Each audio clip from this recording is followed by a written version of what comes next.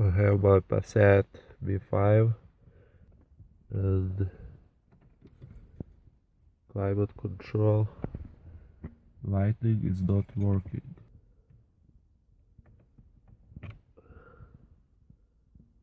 I was pulling this knob before the pliers. In the center there's a little bulb, and I'm gonna use this rubber hose from vacuum pump to remove this bulb.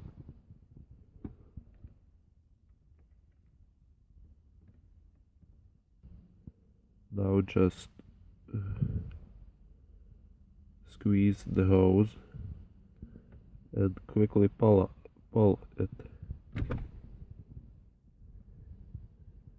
Here we go. We have the bulb.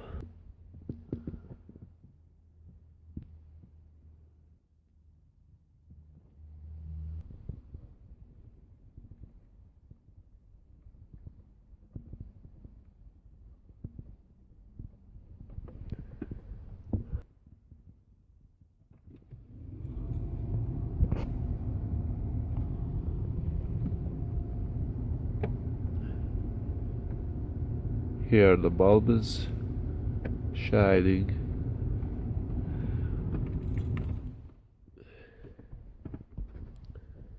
That's it.